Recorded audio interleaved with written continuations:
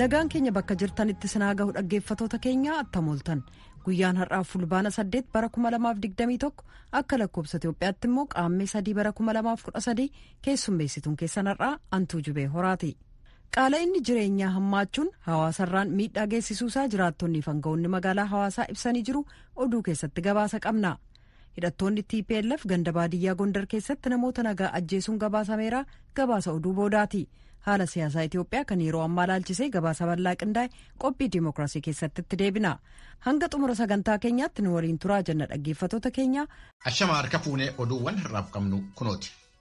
Mootummaan biyya Sudaanii waa'ee reenfa namootaan 29 adoolessa 26 fi hagayya 8 laga Takazzee yookaan Seetit keessatti argaman ilaalchisee ambaasaadara Itoophiyaa gaaffiidhaa fi waamee akka ture Reuters gabaaseera.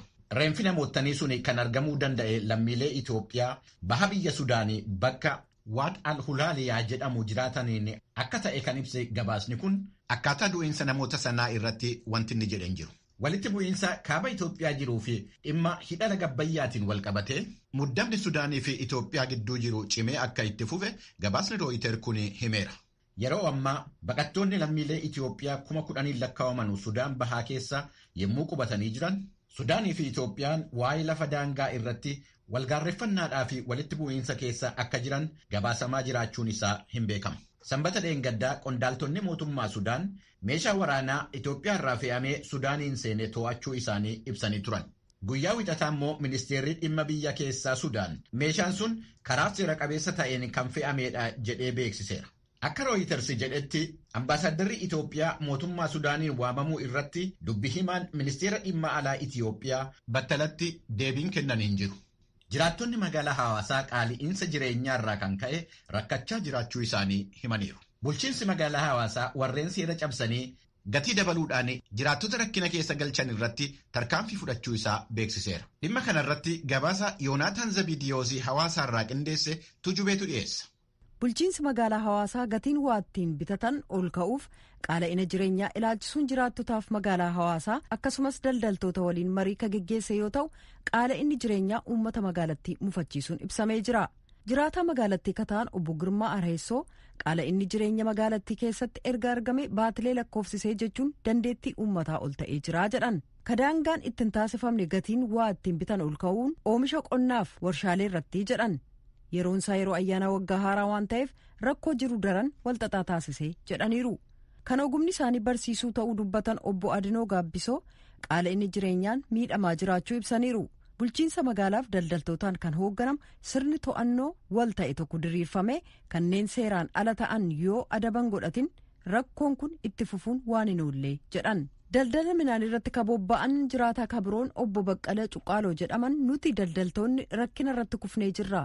Daldaltoonniif kanneen meeshaalee dhiyeessan shira xaxan gidduutti danqabnee jirra jedhanii hawaasichi garuu rakkoo hamaa irratti kufuusaa hin haalle. Daldala boba'aa irratti kabobba'an magaalattii keessa akka jiran abbaan qabeenyaa obbo Nixaaraa Kabbada qaala'ina jireenyaa dhaabbataan furuuf lafa hin qotamin jiru sanyii midhaaniin uffisuudhaan oomisha dabaluun furmaata filmaata hin qabaannedha jedhaniiru. Adda Hiyoot namni jedhaman gama isaaniin furmaanni jiru waltaanii hojjechuu qofa jedhanii maqaa waldaa oomishitootaan gocha seeraan alaa hammaa ba'aa ta'etu raawwatamaa jira jedhan. Bulchiinsa magaalaa hawaasaatti itti gaafatamaan waajjira misooma daldalaaf gabaa obbo Haayiluu Yataraa daldaltoota seeraan alaa irratti tarkaanfii fudhachuu isaanii ibsaniiru. Jiraattota magaalattiif hawaasa daldalaa waliin marii geggeessame irratti daldaltoota 200 irratti tarkaanfiin fudhatamuun illee ibsameera. Daldaltoonni eeyyaman qabaanne heddummachuun gatiin meeshaalee ol ka'uu hammeessuusaa beeksisanii jiran. Ittaansees kanneen seerarra darbanii argaman kanneen gatii ol kaasaniif itti gaafatamummaa hawaasummaa ofii daldaltoota hambaan irratti tarkaanfii cimaa fudhachuu kan itti fufan ta'ullee ibsaniiru. Marii sana kan geggeessan kantiibaan magaalaa hawaasaa obbo Tsaggaayee Tukaa gama isaaniin yeroo kanatti kan gatii ol kaasu uummata ka cinqe diina Itoophiyaati jedhan. Gatii ol ka'uun dhiibbaanni hawaasicharraan ga'ee gad xiqqeessuuf qamadii, zayita, sukkaaraaf ruuza dilaalaan ala akka gurguraman murteessuu ministeerri daldalaa kan ibse yoo ta'u paastaa, makarooniif buphaan immoo kan dilaalirraa kaafame oomisha kabiroo ta'uu beeksisee jira jechuudhaan Yoonaataan Zabdiyoos hawaasaarraa gabaaseera. Yuunaayitid Isteetsi maashinoota teknooloojii olaanaa dhukkuba sombaa qorachuudhaaf fayyadanu kanneen gatiin isaanii doolaara miiliyoonii 1 olitti tilmaamanu Itoophiyaadhaaf kenniteetti. Karaa dhaabbata misooma sadarkaa addunyaa yookiin USAID uummata Itoophiyaa gargaaruu fi kennaman maashinoonni qorannoo TV yookaan dhukkuba sombaatiif gargaaran kun warreen Gen Expert jedhamanu yommuu ta'u lakkoofsi isaaniis 46 akka ta'e beekameera. Maashinoonni kun biyyattii keessatti guyyaa 2 jalqabee hanga sa'aatii 2tti dhukkuba sombaa qorachuu danda'u jedhamee jira. Kan dhaggeeffachaa jirtanii sagalee Ameerikaati. Hooggantoonni siyaasaa fi ajajoonni waraanaa Sudaan Kibbaa walloliinsa kutaa biyyattii Ikwaatooriyaal lixaa keessa jiruu fi isa gidduu kana lubbuu nama 5 balleesse akka dhaaban Sudaan Kibbaa keessa kan jiru humni naga eegdota mootummoota gamtoomanii gaafateera. Waa'ee kanarratti gabaasa Deevid Moonoo daangaa qindeesse Jaallanni Gammadaatu harkaa qaba. Humnootiin ittisaa kan Sudaan Kibbaa fi humnootiin waltaatota mormitootaarraa kan walitti dhufe gareen tokko walitti bu'iinsa kana furuuf Taamburaa keessatti bobba'u humnootii ittisaa kan uummata Sudaaniif dubbii himaa akka ta'an Meejor Jeneraal Luul Ko'aan ibsanii jiru. Gabaasaaleen ba'an akka jedhanitti waraana sochii bilisummaa uummata Sudaanii fi humnootii Jeneraal Jeems Naandoofiif amanamoo ta'an gidduutti wal waraansi kun jalqabame. Wal waraansa magaalaa Taamburaa jeeqee jiraattonni akka dhiyeessan godhe kana keessa eenyutu harka qabaasa jedhu irratti himata adda addaa jira. Lo'aang akka jedhanitti loltoonni muraasni kan itti hirmaatan yoo ta'u garuu waraanni guutummaatti kan deggere hin turre jedhaniiru. Kun walitti bu'iinsa waraana lama gidduutti ta'e miti. Qaamota hanga tokko kan gamlameenitu walitti bu'ee jedhan Ko'aang raadiyoo sagalee Ameerikaaf gaafa ibsan. Humnootii wal mormantuu wal waraanee jedhu dubbii himaan SPLM-IO Meejor Jeneraal Laam Gaabri'eel. SPLM-IO damee siyaasaa kan garee mormitootaati. Hojjetoonni gargaarsaa hojii akkaan barbaachisaa gaggeessaa jiran wal waraansa kanaan danqamanii jiru. Akka isaan uummata gargaarsa eeggatu bira dhaqqabaniif mootummaan hojjechuun irraa eegamaa kanneen jedhan jiru.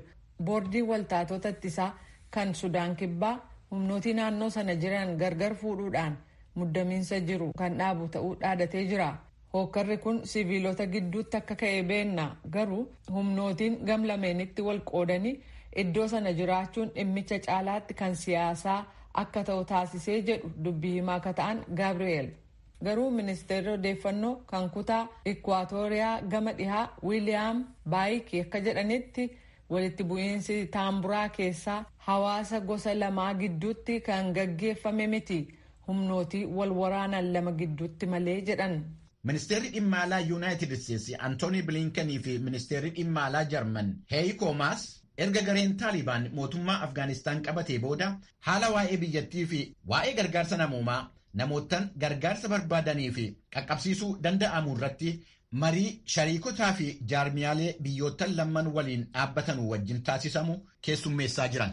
Antoonii Biliinkanii gara Jarman deemuu isaaniitiin dura yommuu Kaataariin daawwatan namootaan viizaa biyya alaa qabatanii Afgaanistaanii ba'uu barbaadanu gareen Taalibaanii akka hin dhorkine gaafataniiru. Erga Yuunaayitid Isteetsi dhuma ji'a hagayyaa Afgaanistaanii baatee as namoonni hedduun biyyattiidhaa ba'uu barbaadan ittuu hin bahin hafaniiru.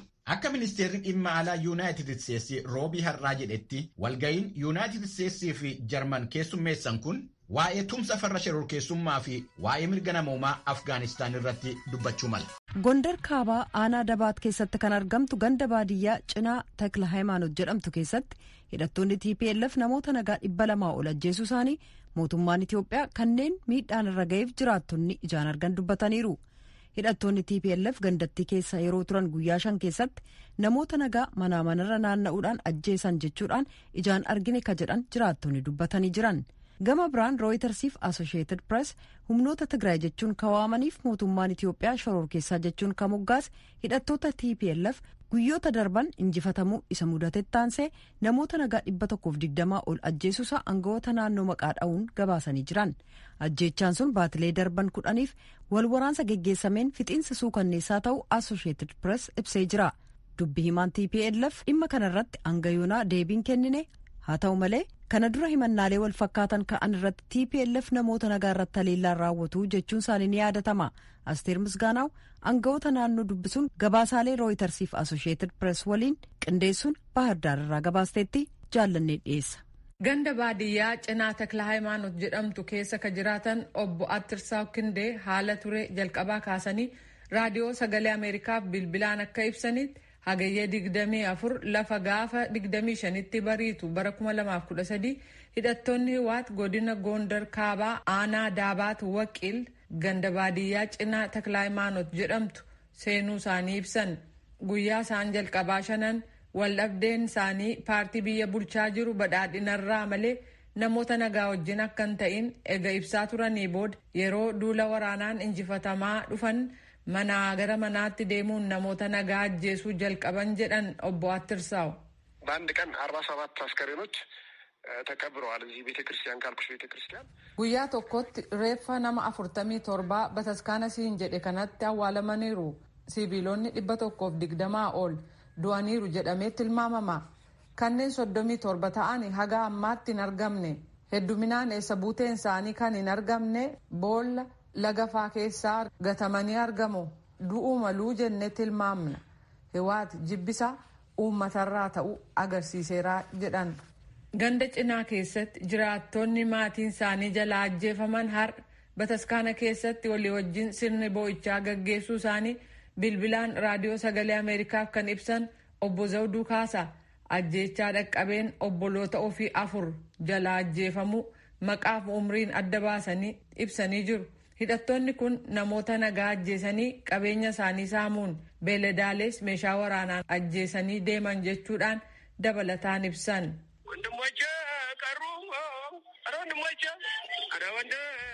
Obbolaa koo 4 inni tokko kan obboleessa kooti 3 garuu obboloota kooti rasaasaan ajjeesan mana isaaniiti gadi baasanii beeladaalees ni fixan isa kaan ni saaman jedhan. Abbaa ijoollee isaanii 7 jalaa ajjeefamuu kan ibsan aadde Zawdituu Daarjaaw guyyootii rakkisoo 3 dabarsuu isaanii dubbataniiru.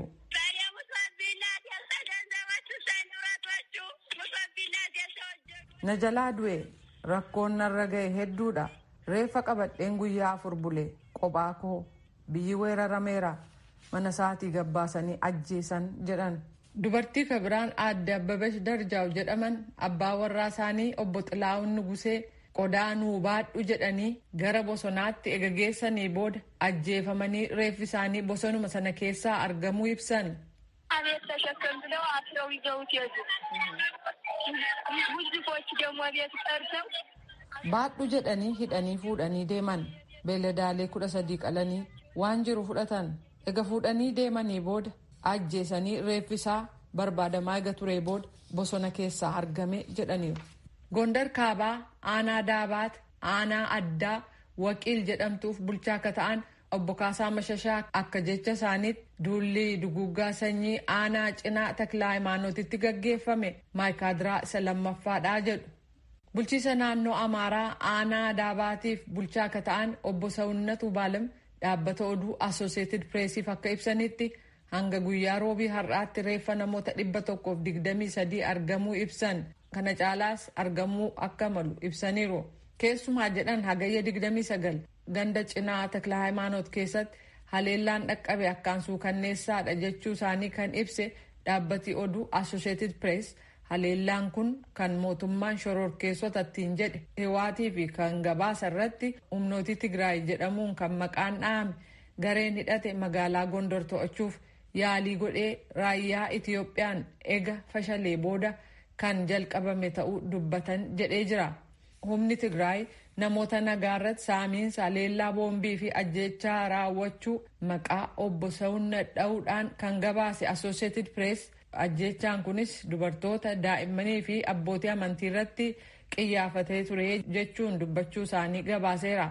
Waajjira fayyaa Gondar Kaabaaf itti gaafatamaa akka ta'an obbo Baqqalaa Yitbaarak hidhattoonni kun ammayyuu qonnaa keessa dhokatanii waan jiraniif jecha ajjeechaan dabalataa jiraachuu akka malu ibsuun haleellaa dhaqqabeen lakkoofsi namoota ajjeefamanii 200 ga'uu akka malu ibsan jechuudhaan Associated Press gabaaseera.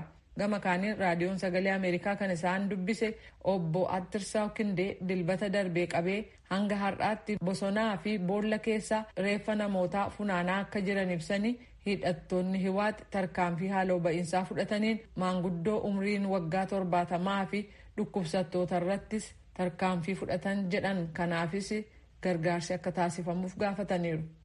Mootummaan federaalaa kan Itoophiyaa dhukaasa dhaabinsa gama isaatii ega labsee booda mootummaan Tigraay jechuun kan of waamu Hiwaat bulchiisa naannoo Amaaraa keessatti aanaalee Dabra-Taaboor, Nifaas Mawucaa, Gaayent, Dabaarqee fi Daabaat keessatti namoota nagaa ajjeesee qabeenya barbadeessuusaa uummanni walakkaa miliyoonaa ta'u manaaf qe'ee isaanii irraa godaansisuun aangawoonni bulchiisa naannoo Amaaraa himannaa yakkaa irratti dhiyeessaa jiran. Ta'us garuu hidhattoonni kun gidduu kan bulchiisa naannoo Amaaraa tokko tokko keessatti haleellaa gaggeessaa akka jiran, duula waraanaan iddoo to'atan akka jiru kan amanan hoogganoonni Hiwaat namoota nagaa walitti qabanii ajjeesuu, qabeenyaa barbadeessuuf saamuu waliin walqabatee himannaalee irratti dhiyaatan waliigalaan haalanii jiru. Dhimma kana irratti deebii gama Hiwaat argachuuf yaaliin adda addaa taasifame waan hin milkoofneef akka argametti fudhannee dhiyaanna jechuudhaan Asteer Misgaanaa Baahirdaar irraa gabaastee jirti. Dirree Dimookiraasii. Rakkoo siyaasaa Itoophiyaa mudatee tureef mudataa jiru furuuf hayyoonni, dhaabonni siyaasaa, dhaabonni kan mootummaan ta'in biyya keessaaf alaa yeroo adda addaatti mariin biyyoolessaa barbaachisaa ta'uu yaada dhiheessaa turan. Dhaabni siyaasaa Koongiresii Federaalawaa Oromoo filannoon biyyoolessaa marsaa 6ffaan geggeeffamuu isaa dura mariin biyyoolessaa akka barbaachisu ibsa baasee ture. Haaluma wal fakkaatuun dhaabni siyaasaa biraan addi bilisummaa Oromoo Obbo Daawud Ibsaan hoogganamus mariin biyyoolessaa hunda hirmaachise taasifamuu akka qabu akeekuun ibsa baasuun isaanii yaadatama. Eega filannoon biyyoolessaa marsaa 6ffaan geggeeffame booda mootummaan biyya bulchaa jirus mariin biyyoolessaa akka barbaachisuuf akka maricha taasisuuf jiru ibsee ture. Mariin biyyoolessaa maaliif barbaachiseef dhimmoota maalii irratti eenyufaatu mari'achuu qaba gaaffilee jedhan irratti gabaasaan keenya Mitikkuu Faqaaduu dhaabbata siyaasaa dhaabboti kan mootummaan ta'iniif kan mootummaarraa dubbisuun dirree dimookiraasii har'aaf qophii qindeesse qabaa kunoo. Itti aanaa durataa dhaaba Koongiresii Federaalawaa Oromoo kan ta'an obbo Mulaatuu Gammachuu akka jedhanitti dhaabni isaanii KFO'n mariin biyyaalessaa Itoophiyaa keessatti osoo hin gaggeeffamin filannoo biyyaalessaa gaggeessuun gaaga'ama siyaasaa biyyi kun keessaa ba'uu hin dandeenyetti akka geessuu malu akeekuu himuun rakkoon siyaasaa Itoophiyaa rakkoo waggoottan 150 oliif ture waan ta'eef ammayyuu marii barbaada jedhu. Rakkinni biyya kanaadhaa rakkina siyaasaati. Rakkina siyaasaa kana hiikuu kan danda'u hundumtuu keessatti kan qooda fudhatan yoo waliigalteen uumamuu danda'ame qaama walaba ta'een walitti dhufee kana adeemsuun hin danda'ama taanaan nuyi keessatti gammannee fudhannee yaadna. Yaada obbo Mulaatuu deeggaruun rakkoo siyaasaa Itoophiyaaf furmaanni marii hunda galeessa ta'edha kan jedhanii fi dhaabni isaanis waan kanatti ammayyuu akka amanu kan ibsan immoo obbo Jabeessaa Gabbisaa dhaaba siyaasaa ABO obbo Daawudiin hoogganamurraati. Biyya kana keessatti rakkoo bu'uuraa waggoota 50 gangalatanii as gahantu jiru. Sirni biyya kanaa bu'uurarraa sirna gaaffii sabootaa, sablammootaa fi uummattoota biyya kanaatiif akka har'aatti deebii kenname. Inni kun marii biyyoolessaa barbaada. Furmaata biyyoolessaa barbaada. Barbaachisummaa marii biyyaalessaa Itoophiyaa keessatti gaggeeffamuu qabu irratti kan walii galan garuu immoo rakkoo siyaasaa biyyattiin keessa galtee jirtuuf sababa kan ta'e caaseffama sirna federaalizimii amma hojiirra jiru ta'uu kan himan immoo paartii Izeemaa keessatti koree hojii raawwachiiftuu biyyaalessaa kan ta'an Dooktar Baantee Igganyi Taamiraati. ብሔራዊ መግባባት ሲባል Marii biyyaalessaa yommuu jedhamu waggoottan 27 fi 28 dabarsine kanneen keessatti caaseffamni sirnaa sanyii yookaan afaan giddu galeessa godhatee gatii guddaa nu kaffalchiiseera. Kanaafis ammas gatii biraa akka nu hin kaffalchiisneef biyyis akka biyyaatti itti fufuu waan qabduuf mari'achuun barbaachisaa akka ta'e nan amana. ጉዳይ ሁላችንም የሚመለከተን አካል መወያየት የመፍትሄ አካል መሆን አለብን የሚል እምነት አለኝ። Waajjira Ministeera Muummee Itoophiyaatti qindeessaa giddu galaa dagaagina sirna dimookiraasii kan ta'an Dr. Biqilaa Hurrisaa Itoophiyaan akka biyyaatti itti fufuuf mariin biyyaalessaa barbaachisaa ta'uu himuun mootummaanis bara 2014tti hojiiwwan gurguddoo hojjetaman jedhee karoorfate keessaa tokko ta'uu himu. Mariin barbaachisu marii hayyootaa, marii namoota muraasaa, marii paartilee siyaasaa osoo hin ta'in marii uummata bal'aa kan hunda hirmaachise, kan hundi sadarkaadhaan keessatti hirmaatee yaada isaa gumaachuu danda'uu fi dhimmi biyya kana ilaallatu nagalcha jedhee itti fufinsa biyya kanaatiif waan danda'u hunda karaa gumaachuu danda'uun mariin bal'aan yeroo fudhate karoorfame sirriidhaan hoogganamu gaggeeffamuu qabaa jechuudha biyya kana keessatti. Kanaaf paartileen siyaasaa akka paartii siyaasaatti marii hin taasisu. Qaamoleen biraas karaa gurmaa'ee fi karaa karooraan hoogganamuun dhimma waliigalaa irratti marii taasisuudhaan tokkoon ajandaa irratti marii babal'aa taasisanii irratti waliigalaa dhufuun dhimmoota irratti waliigaluun danda'amu irratti waliigaluu, dhimmoota irratti waliigaluun hin danda'amnetti immoo yeroo kennanii dhimmoota irratti waliigalame irratti waliin tumsanii waliin hojjechuu fi itti fufinsa biyya kanaatiif dursa kennanii hojjechuun baay'ee murteessaa waan ta'eef mootummaan gara fuulduraatti bara 2014 hojiiwwan gurguddoo hojjetaman keessaa tokko marii biyyoolessaa gaggeessuu ta'a jechuudha. Dhaabbileen siyaasaa Oromiyaa keessa socho'an keessumaa ABO fi KFO'n kanaan dura filannoo biyyaalessaa dura mariin biyyaalessaa akka dursu ibsanii ture. Yeroo sanatti mootummaan maaliif hin gaggeessine gaaffii jedhu kan gaafataman Dr. Biqilaan mariin biyyaalessaa dhaabbileen siyaasaa kunneen barbaadan sun rakkoo siyaasaa walxaxaa biyya kanaa kan hiiku miti jedhu. Kan isaan jedhanii amma demokiraasii fi sirna demokiraasiitiin karaa filannootiin mootummaa hundeessuu otoo hin kan barbaachisu maree gaggeessuudhaan mootummaa ce'umsaa hundeessuudhaa hiikoo kan isaanii kaasaa turanii yaa hordofaa waan turreef hin beekna akkaataa isaanitti deemaa turan. Kun immoo rakkoo biyya kanaa teessoo paartilee siyaasaa muraasaa fi namoota taayitaa barbaadan muraasaa fi koottaa teessoo walii hirra walii qoodna jedhanii qooduudhaan rakkoo siyaasaa biyya kanaa hiikuun hin danda'amu karaa kamiinuu. Yaada Dr. Biqilaan kaasaniif dhaaba ABO obbo Daawud Ibsaan hoogganamurraa kan gaafataman obbo Jabeessaa Gabbisaa dhaabni isaanii aangoo filannoon ala argachuuf fedhii tokkollee hin qabu jedhu. Aangoon dimokiraasii keessaa madda, aangoon filannoo keessaa madda. Kanaaf filannoo dimokiraatawaadhaan hundi keenya uummatatti dhiyaannu jennee kana amannee biyya seennee kanaaf hojjechaa turre. Kana akka eenyu hanqisee uummati biyya kanaa ni beeka, addunyaan ni beeka. Marii biyyaalessaa yommuu jedhamu kanneen aangoo qooddachuuf dhaabboliin siyaasaa taasisan yookaan dhaabolee siyaasaa gidduutti akka jaarsummaan taa'amutti ilaalama jedhamanii kan gaafataman paartii ኢዜማራ ዶክተር ባንተ ይገኝ ታምራት mariin biyyaalessaa kanarraa adda jedhu. የብሔራዊ መግባባት ጉዳይ ሲመጣ በብሔራዊ አንድነታችን ላይ አገርን የጋራ አድርገን በመውሰድ ጉዳይ የተሻለ አቅም መፍጠር የምንችል ከሆነ የተሻለ አስተሳሰብ ማራመድ የምንችል dhimmi marii biyyaalessaa yommuu dhufu tokkummaa keenya irratti yaada fooyya'aa uumuu kan dandeenyu yoo ta'e aangoo waliif qooduu fi dhiisuun isaan booda kan dhufudha. Haala amma jiruun aangoo waliif qoodnes walii galtee biyyaalessaa sana fiduu dandeenyaan baay'ee rakkisaa ta'a. Kanaaf dursa marii biyyaalessaa irratti dhimmoota hundaa irratti mari'annee furmaata waloo kaawwachuu qabna. Wantoonni biroon sanaa booda dhufu jedheen amana. መጀመሪያ ይሄ ብሔራዊ መግባባት የሚለው ነገር አንድም ነገር ሳይቀረን ዋጋ ያስከፈሉ ጉዳዮች ሁሉ አንጥረን አውጥተን በጠረጴዛ ዙሪያ እያንዳንዱ ነገር ላይ ተነጋግረን የራሳችን መፍትሄ ማስቀመጥ መቻል አለብን። ከዛ በኋላ ነው ሌሎች ነገሮች ይመጣሉ ብዬ የማስበው። Dhaabbata East African Initiative for Change'tti hojii gaggeessaa kan ta'an obbo Lammiisime dhaabbanni isaanii qaamolee wal dhaban gidduutti mariin akka jiraatuuf kan hojjetu ta'uu ibsu barbaachisummaa marii biyyaalessaa akkas jechuun ibsu. Rakkoolee yookiin hudhaalee biyya tokko yookaan uummata tokko mudachuu danda'an irratti waliigaltee hunda galeessaa fi waloo ta'e sana booda immoo gara furmaata walootti geessu fida jedhamee waan abdatamuufi walmariin biyyoolessaa murtee fi mariiwwan warra kaan irraa adda. Dhaabbileen siyaasaa mariin biyyaalessaa hunda galeessa godhate akka jiraatu ibsaa turan ajandaawwan mariif dhiyaachuu qabu jettan qabdu jedhamanii raadiyoo sagalee Ameerikaarraa gaaffii dhiyaateef obbo Mulaatuu Gammachuu akkas jechuun deebisu. Fakkeenyaaf mootummaa sirna sabdanneessaa jiru kana kan hin barbaanne jiru waan barbaadan immoo jiru kana irratti walii galuun hin danda'ama. Sirna amma jiru kana seera amma jiru konstitushinii amma jiru kana nu barbaachisa moo nu barbaachisu jedhu irratti walii galtee gochuun hin barbaachisa. Dooktar Baantaa Higgany Taamiraat gama isaaniin ajandaan marii biyyaalessaa akka paartii isaaniitti osoo ka'e kan jedhan akkattaa nutti himu. የብሔር አደረጃጀት ወይም ደግሞ አጠቃላይ ቋንቋን መሰረት ያደረገ የፌዴራሊዝም አደረጃጀት ያመጣብን ጣጣ አለ።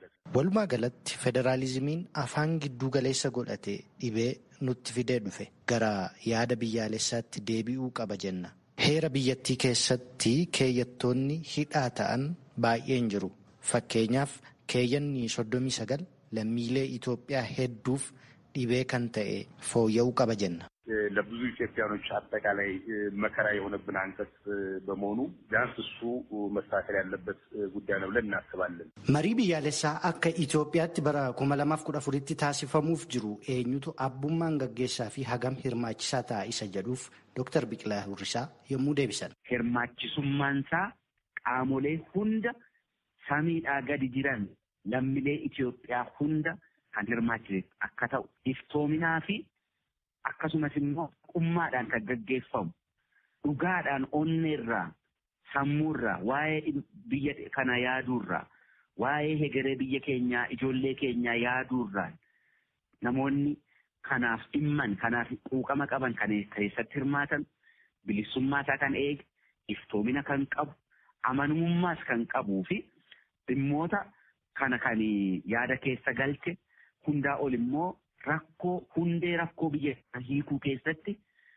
shira siyaasaatii fi dubbii irra dibanii darbuudhaan osoo hin ta'in gadi fageenyaan hundee rakkoo biyya kanaa qotanii rakkoo sana hundee irraa hiikuu irratti karaa xiyyeeffateen karaa sabaaf sablammootaa fi uummattoota biyya kanaa bal'inaan hirmaachiseen kan gaggeeffamu ta'aa kan jedhu qabnaa jechaadha. Marii biyyaalessaa gara fuulduraatti Itoophiyaa keessatti taasifama jedhamee eegamuuf hagam hirmaachisaa ta'a jettanii eegdu jedhamanii kan gaafataman paartii Izeemarraa Dr. Baantee Higgany qaamni dhimmi Itoophiyaa na ilaallata jedhu hundi keessatti hin hirmaatu taanaan ammas rakkicha keessaa ba'uun hin danda'amu jedhu. ብሔራዊ መግባባት በተቻለ አቅም ለዚች ሀገር marii biyyaalessaaf karaa danda'ameen waliin jiraachuu biyya kanaaf kanneen yaada qajeeltoo qaban hundi irratti hirmaachuu qabu jedheen amana. Kana jechuun yaadni xiqqoon hin jiru. Dhaabni siyaasaa xiqqoonis hin jiru. Qaamni kamiyyuu dhimmi biyya koo na ilaallata kan jedhu hundi irratti hirmaachuu qaba jedheen amana. የሀሳብ ትንሽ የለውም፣ የፓርቲም ትንሽ የለውም። ማንኛውም አካል የሀገሬ ጉዳይ ይመለከተኛል የሚለው ሁሉ በየደረጃው መወያየት አለበት የሚል እምነት አለኝ። Marii biyyaalessaa tokko gaggeessuuf yoo xiqqaate ulaagaawwan 4 guutuu qabu kan jedhan obbo Lammisime Itoophiyaatti gara fuulduraatti mariin gaggeeffama jedhamus warreen kana guuttachuu qaba jechuun dubbatu. Walmariin tokko walmarii milkaa'aadha jechuuf wantoota 4 guutuutu isarra jira. Tokkoffaa hunda galeessa ta'uu qaba. Qaamni alatti hafu jiraachuun irra hin jiraatu. Lammaffaa ifaa fi bilisa yookaan immoo iftoomina kan qabu ta'uutu irra jira. Kan biraa ajandaan walmariin biyyoolessaa kaasu amma takkum irratti hin jedhe qaamolee hundarraa kan walitti funaanname ta'uutu irra jira. Mootummaa duwwaarraa osoo hin ta'in yookaan immoo warra mootummaa morman duwwaarraa osoo hin ta'in yookaan immoo iliitii gabaabaa duwwaarraa osoo hin ta'in qaamolee hundarraayyuu walitti qabamuu qaba ajandaan sun. Kan biraa walmarii biyyoolessaa kanaaf qaamni haala mijeessu qaama bilisaa hunduma birattuu fudhatama qabu ta'uu qaba. Gabaasaa Raadiyoo Sagalee Ameerikaatiif qindaa'eef Mitikkuu Fiqaaduu Finfinnee.